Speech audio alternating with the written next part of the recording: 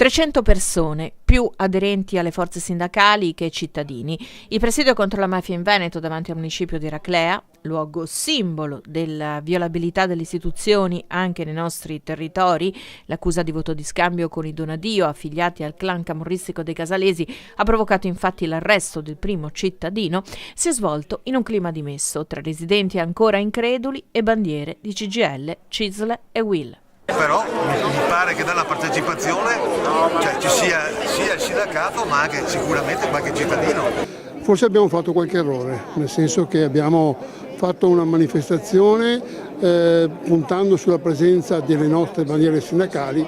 Noi dovevamo puntare molto di più sulla presenza dei cittadini che dovevano essere informati meglio e far capire esattamente a loro qual è il problema.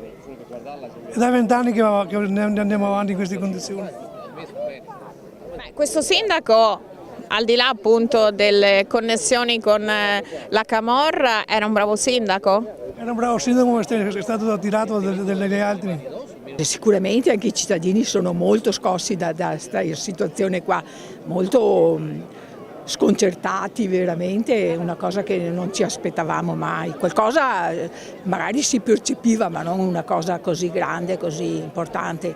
Di conseguenza qualcuno forse non partecipa proprio perché è talmente traumatizzato che non ne viene neanche la voglia di venire in piazza per un motivo così.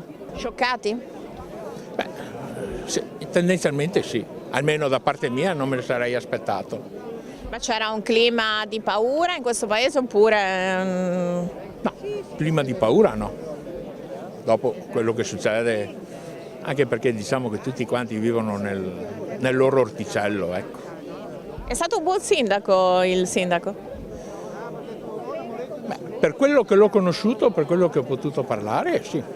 Da oggi qui a Eraclea diciamo in maniera forte a tutte le forze sociali, politiche e culturali di fare quadrato perché abbiamo bisogno di lavorare insieme e la legalità e la giustizia sono l'anima della democrazia, quindi le istituzioni hanno questo dovere innanzitutto. Dal nostro punto di vista il problema non riguarda solo Eraclea, non è solo un problema di Eraclea, è un problema che sta in provincia di Venezia, che sta in Veneto, che sta nel nord del paese dove le organizzazioni mafiose e malavitose fanno affari e inquinano l'economia reale. Gli organi inquirenti hanno lavorato con fatica ma sono arrivati ad un risultato assolutamente di successo, sono riusciti a individuare un vero e proprio sistema e quindi meritano assolutamente il massimo supporto. Noi abbiamo fiducia nel loro lavoro e ovviamente dal fronte parlamentare faremo di tutto affinché vengano sostenuti, ma non possiamo limitarci, come ho sentito a diversi